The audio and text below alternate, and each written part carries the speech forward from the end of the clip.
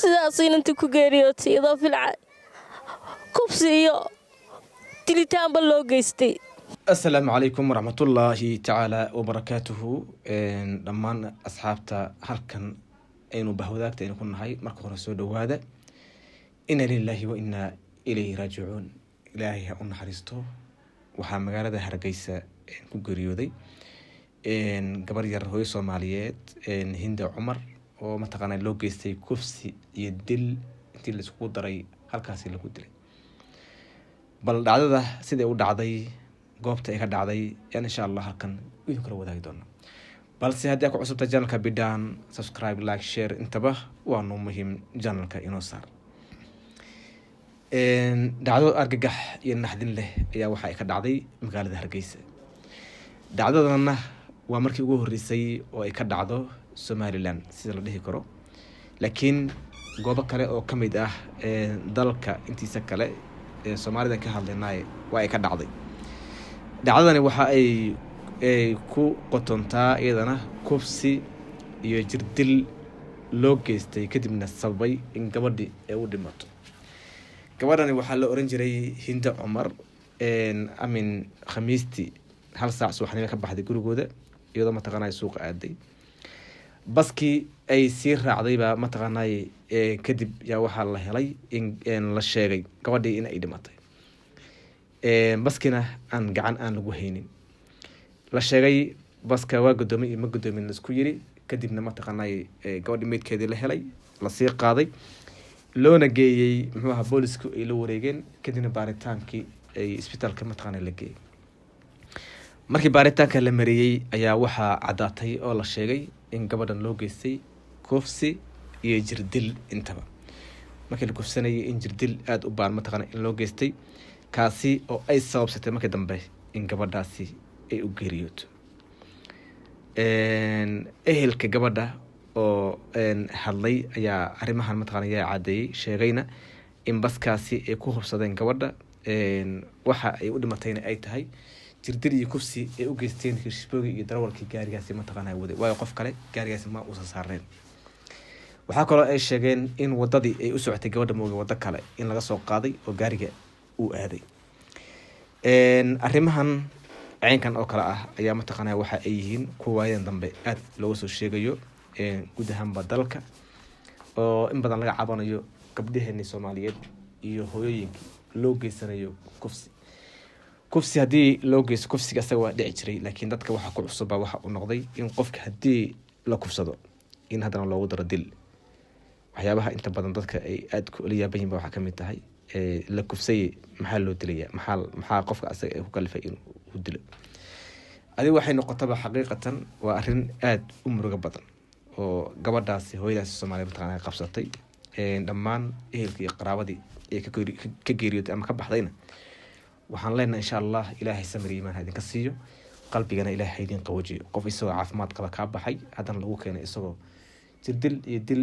iyo kufsi loo geystay sababsadeen inuu u geeriyoodo wax murugo aad u weyn weey. qof hadii intuu ka baxo uu iska dhinto inta badan waa samri kartaa laakiin waxa la samri karin waxa weeye qofkood arkayso oo intii la kufsaday la jirdilay hadana ma taqaanay dil loogu daray. waxaan ka codsanaynaa aan waalidka laftooda ma taqaanay ee codsadeen Somaliland dawlad ka jirta in arrinta iyada baaritaan madax banaan oo xaqiiqo ay ku sameeyaan. inta badan baaritaanka Soomaalidu ay sameeyaan waxa uu iska noqday waxa ma taqaanay la yiraahdo waa la soo baari laakiin baaritaanka asaga aan noqonin mid miro dhala. intaas oo kiis yaa ma taqaanay baaritaankooda ilaa hadda lagu maqan yahay oo gabdha loo geystay kufsi iyo dil lagu maqan yahay. markii la soo tago gabadh yarada Caaisha ay buddan loo kufsanay intii ka dambeysay ilaa hadda meel cadaad ay ku heleen ama lagu marsiiyay ma la garanayo mana naqaan. taasi marka waxay sababaysaa marka in xataa hooyinkan ay ma taqaanay ay arrinta iyada ay u bogi waayaan ama ma taqaanay cadaalad darro aad u weyn ay tirsanayaan maadaama qofkii dhibka geystay uu joogo magaalada uu ma taqaanay nabadgelyana uu iskaga marayo wax dhib iyo wax baaki hayana aysan jirin برينا ما تقانا مدو ربو سو دون هذا وكو يليو او دليو لكن Somaliland دولة كجرتو waxaan ka codsanaynaa in arintan iyada ay si toos ah u safar geliso maadaama hadda lafteedaba iyadu ay gacanta ay ku hayso gabadha iyada mataqaanaa ay la wareegtay baaritaankeedana mataqaanaa ay waday in gaarigaasi iyo nimankii saaraay dhibkan foosha xun geystay iyo hadday jiraan dad kale oo arkayay iyagana in arinta iyada loo wada istaago lasoo qabto dadka iyaga baaritaankaasi mataqaanaa la sameeyo hooyadan hadda ooyeyso iyo dadka kale ay mataqaanaa ay ka baxday qaraabada ah gabadhani waa in ay cadaalad helaan haddii cadaalad ay helaan iyagu kuwa ka dambeeyana cadaalad bay helayaan laakiin haddii maanta cadaalad daradan hadda jirta la tirsanayo loo sii daayo dee way sii soconaysaa cadaalad darada marka sida kaliya lagu badbaadi karaa waxa ay tahay in dadkan iyaga dhibaatada loo geystay ee hadda dulman in ay helaan cadaalad markasta oo dowladdu ay cadaalad fasho oo qabiil aysan ku dhaqan haddii maanta ninka wax sameeyey uu qabiil laandheer ay kasoo jeedo oo mataqaanaa reer hebel la garanayo qofka lagu sameeyeyna uu yahay dad laga tiri badan yahay ma garanay xaqiiqatan hadda cidda ay tahay gabadha la dilay iyo ninka kusay midna laakiin tusaalaan usoo qaadanaynaa haddii ay tahay waxaa dhici kartaa inta badan in cadaalad aan la marsiinin qofka isaga oo la yiraahdo maadaama reer hebel uu ka dhashay mataqaanaa iska laga gaabsadabo laakiin haddii qofka isaga aan reer hebel loo eegin ee loo eego dhibaatada uu sameeyey iyo deegaanka mafsadada uu ka wado loo fiiriyo waxaa xaqiiq ah in wax badan ay isbedelayaan oo muxuu ahaa arrimaha caynkan oo kale ahna lasoo afjarayo dad badan oo maanta doonayo in ay ku dhiiradaan oo waxaan ay sameeyaan aysan sameyn karin haddii ay arkaan ninkii ka horreeyey oo la dilay ama mataqaanaa cadaalad sax ee mataqaanaa la marsiiyey dhalinyaro badan oo hadda doonayo inay falalka caynkaas oo kale ah inay ku kacaan yaan ku kici doonin iskana dayn doono calaa kulli xaal waxay noqotaba arrintani waan ka warsugaynaa balse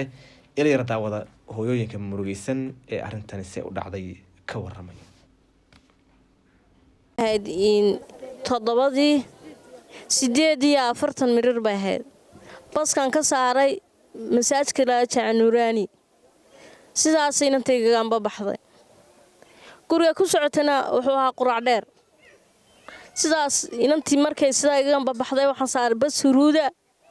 oo 2 nin saaran sidaa markay igaanba baxday 9kii waxa lagu yiraahday inantii waa meyd dhakhtarkii bay taalaa sidaas ayay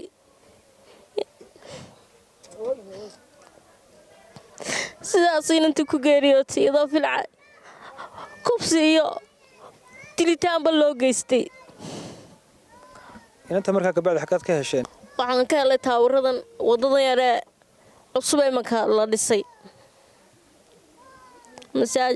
wajida furaashada looga leexdo markaad aragteen maxaad markaa aad u maleyseen in uu ku dhacay markaan aragnay waxaan u maleynay inanta ina gaariga dhexdiisa lagu dilay oo gaarigu marka uu yimaado maxaa la yiraahdo gaarigu uu dhacay waa inuu dhaawacay dhimasho yeesha gaariga meeshii muu joogin inantii bartii baa lagaga tagay inta laga tuuriyay